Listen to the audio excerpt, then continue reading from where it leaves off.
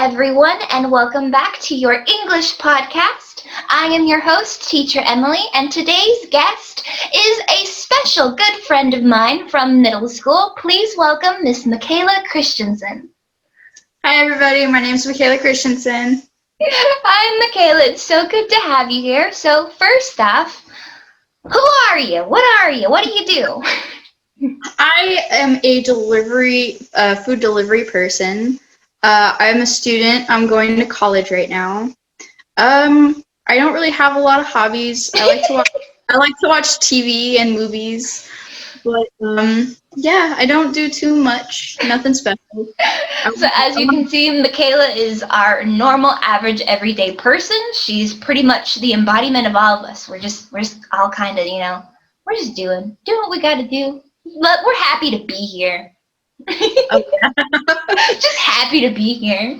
So a really cool and interesting thing about Michaela is she's a special breed of American known as the military brat, specifically an army brat. Now, Michaela, can you tell us and the viewers what an army brat is?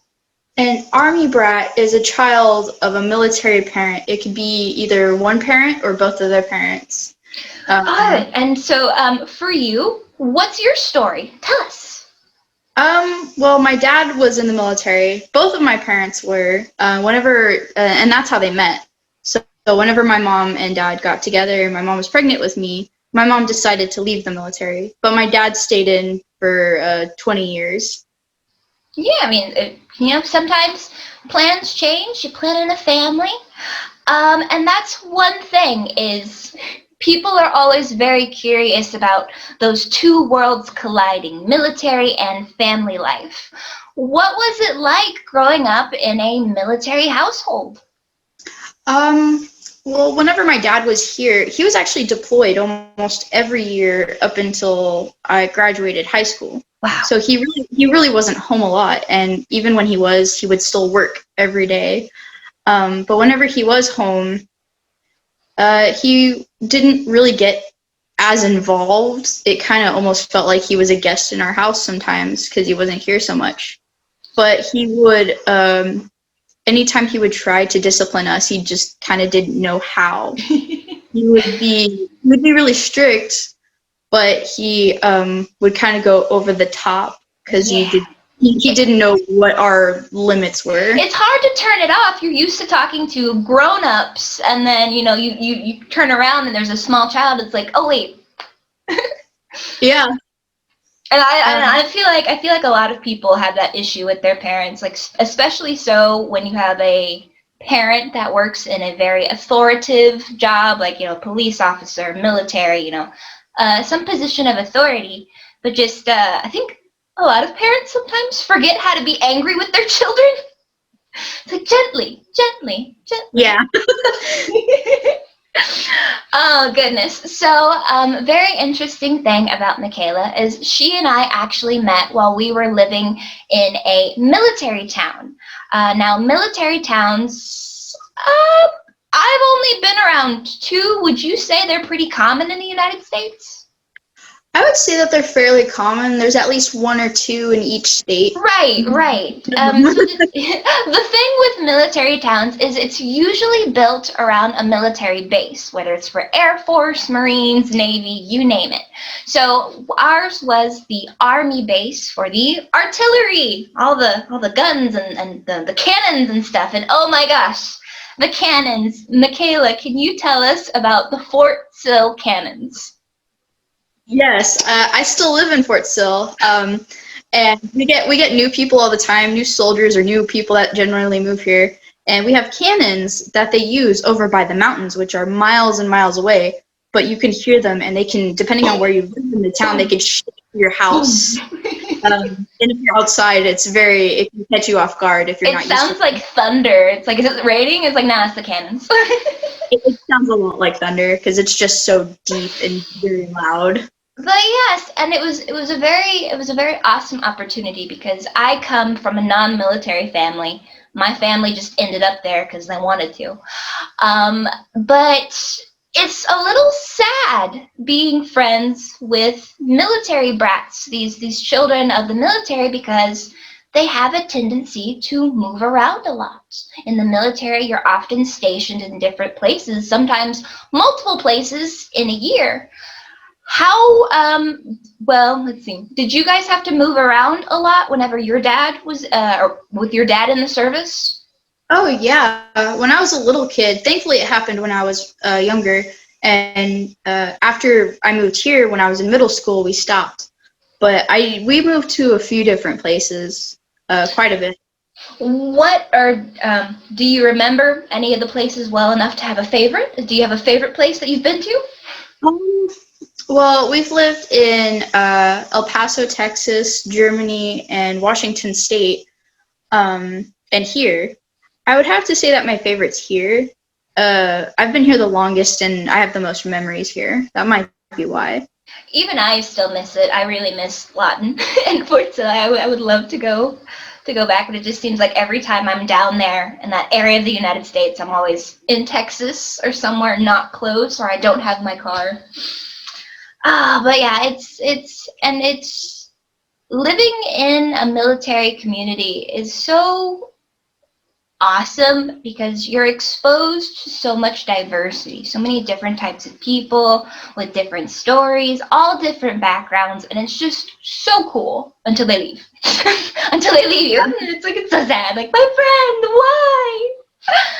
All right, so coming back to military kids.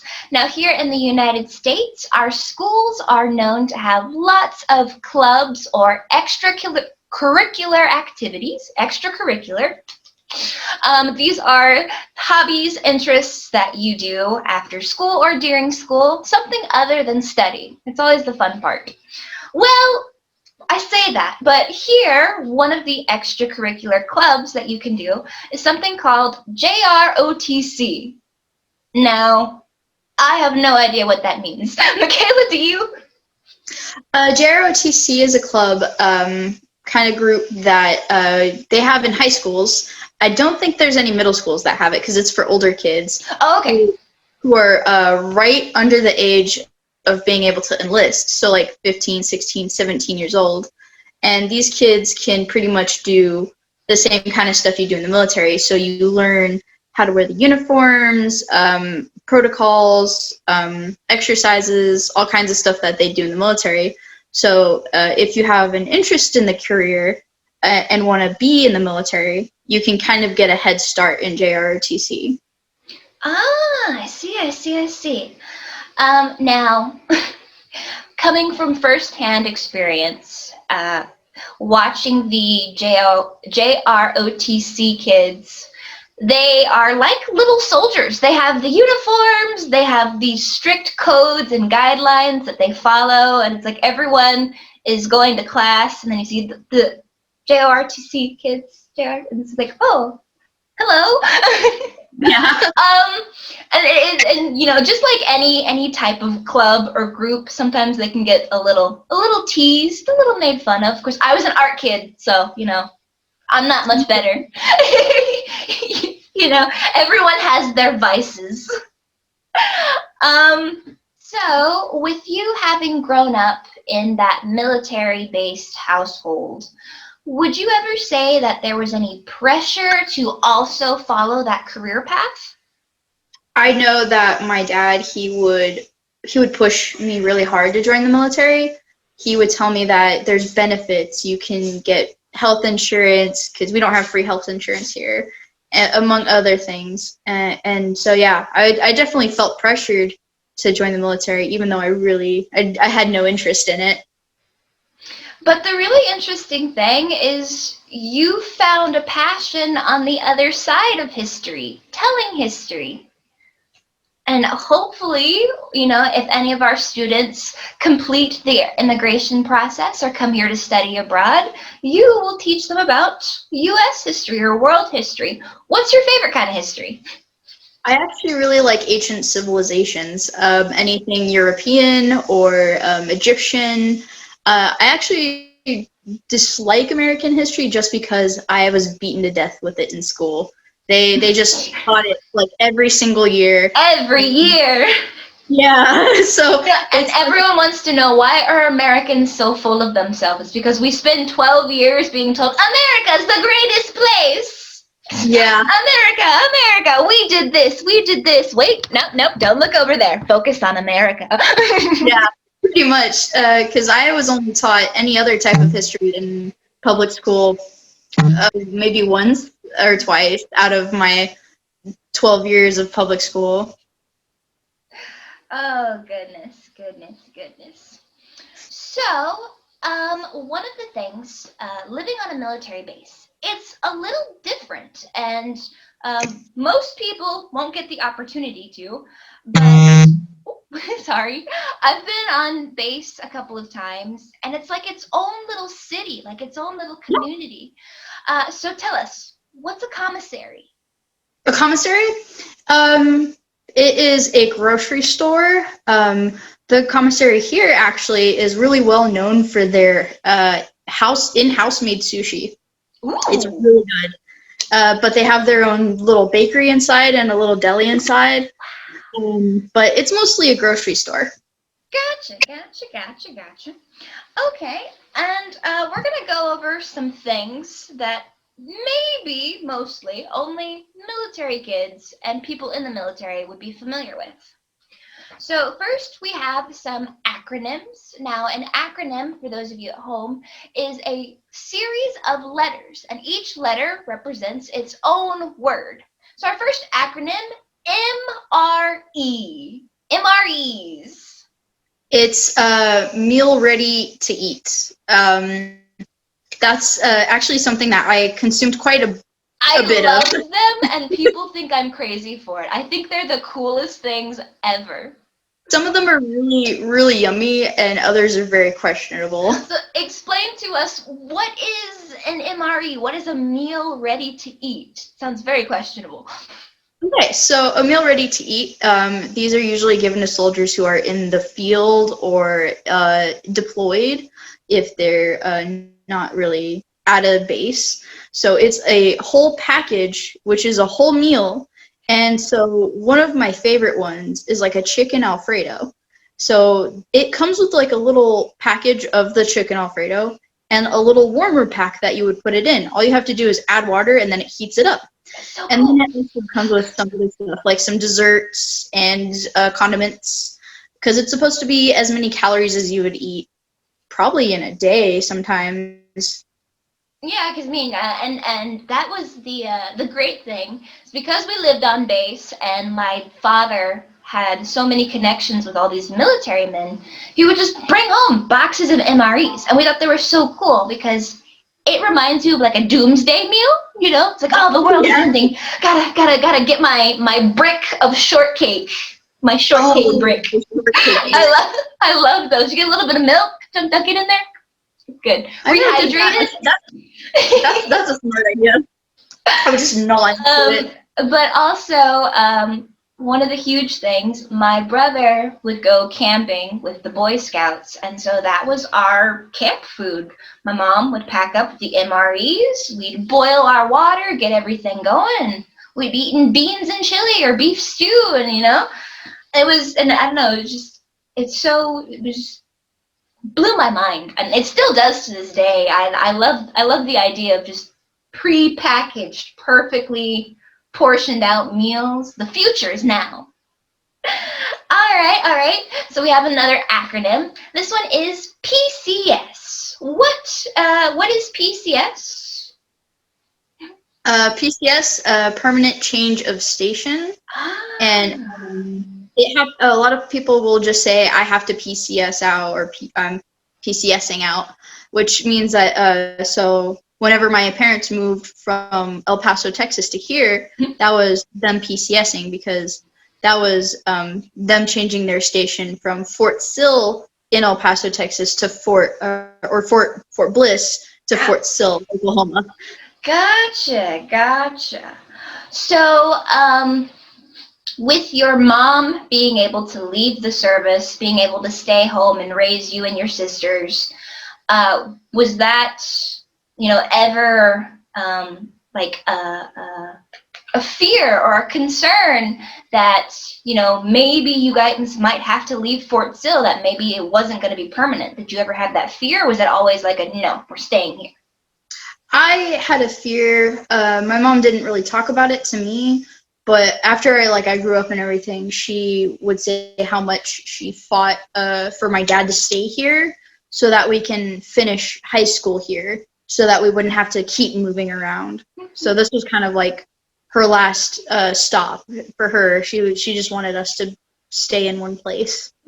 And I think a lot of our viewers will find a very popular form of viral video are the coming home videos, the very heartwarming moments where, children, families, brothers and sisters, they get to see their loved ones who have been deployed for who knows how long. But I think it's really good that people see that parents try just as hard to stay with their kids as they do, fighting and protecting our country. And you don't really get to see it a lot. Outside of living on those military bases and those military towns, you don't really see kids who's like, oh yeah, my parents are in the military. Just because a lot of them, I've noticed that once they do settle down and have families, they try to stay home or somewhere close by. Yeah. Have you ever been anywhere outside the United States? Yeah, my two little sisters were actually born in Germany, so we were there for 2-3 years, long enough for them to be born, and then Right. us to... Oh, that's so cool. Do you know if they have dual citizenship? They did up until they were 18, but they both, I don't think they really remembered or really, right. They didn't grow up in Germany, so they're both over the age of 20 now, so. Oh, okay. Well, I mean, it's always interesting. You can say you were born somewhere else, but you live here, and mainly resonating with the culture of a place that you weren't born in. Okay. Let's see. Oh, all right. So for our last activity today, I'm going to quiz you a little bit. Now, in the military, in the United States military, we have something called the phonetic alphabet. Now, I have a general idea of what the phonetic alphabet is, but can you tell me its purpose or what it's used for or why we have it? Oh yeah, like Alpha, Bravo, Charlie. Mm-hmm. Okay, yeah. So with every letter, we would say a whole word for that letter. So for the letter A, we would say alpha, and so on. This was used. I don't know when exactly the United States started using this. It's been at least 100 years as a type of code for other words. So it would be if we wanted to say a word, we would just say the secret code. We want to like sneaky code using a phonetic alphabet for each of the letter of each word. Alrighty, so today, if you guys want to try speaking in this secret code, we're going to let you know what the phonetic alphabet is. So I do have my list here in case we run into any hiccups or forget anything. But go ahead and start us off with A. Okay, I don't know the whole one. No problem. When you get stumped, I'll throw you the next one. I got you. So I probably know up to G maybe. So Alpha, Bravo, Charlie, Delta. I don't know. Echo. Echo. Fox. Oh yeah. After that, I don't know the rest of the whole phonetic alphabet. Like I know pretty much everything. All right. So continuing on where Michaela left off, we've got Foxtrot for F. Then it's Golf, Hotel, India, Juliet, Kilo. I think I said that right. Yeah, Kilo. Kilo, Lima, Mike, November, Oscar, Papa, Quebec, Romeo, Sierra, Tango, Uniform, Victor, Whiskey, X-Ray, Yankee, and Zulu. I think I used to know it when I was a little kid. Okay.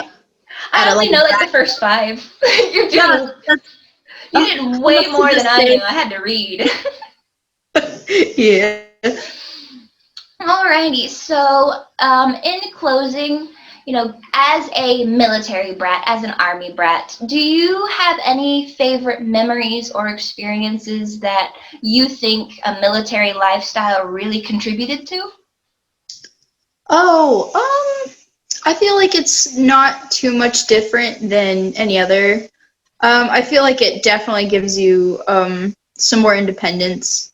So like my mom was working to a full-time job, so Oh yeah. I definitely helped take care of my little sisters, and we all kind of learned how to take care of ourselves, um, and how to deal with distance with other people. So I feel like if you were a military kid, you could probably deal with like a long distance relationship better than other Yeah. people. Lots of leaving, lots of returning, being gone for a long time. It's hard. It's definitely rough. But I think in that way, it kind of makes them stronger. Military families and military kids, they have a certain toughness to them because they have to endure just a little bit more than we have to deal with. I got to see my parents whenever I wanted to, and when I couldn't, I could go drive an hour to visit one or the other. But what's the farthest you've been from your dad? Where's the farthest he's gone? The farthest he has ever been would have to be Korea, because it's on pretty much the exact opposite side of the Yeah. world from. Oh man, I bet that had to be tough. And just you were always just such a bright, happy, glowy person, and so it was just like, honestly, I remember we went over to your house for Halloween, and it was so fun just because your family was so happy, and it was the complete opposite of everything I thought about military families. Strictness, and we have rules and no talking, but they were fun, they were goofy, everyone was running around, it was normal. And I think a lot of people are surprised to hear how normal people, make life, how normal they turn out, because it's just everyday stuff. Well, gosh, thank you so much, Michaela. I appreciate you. You've taught me a lot, and I know that our viewers are going to love learning about military life. Um, is there anything you want to say before we head on out of here? Oh yeah, just good luck to everybody taking the classes and everything. I hope y'all accomplish your goals, and I hope that you accomplish all your goals too. Oh, thank you. I'm trying. It's hard. So it's a long list of things. Alrighty. Well, like always, feel free to like us on Facebook, follow us on Instagram at GOTALKTO, and even check out some of our TikToks. I would love to see you in one of my classes, so visit our new refurbished GoTalkTo website at gotalkto.com. We'll see you there, and thanks so much, everybody. Bye!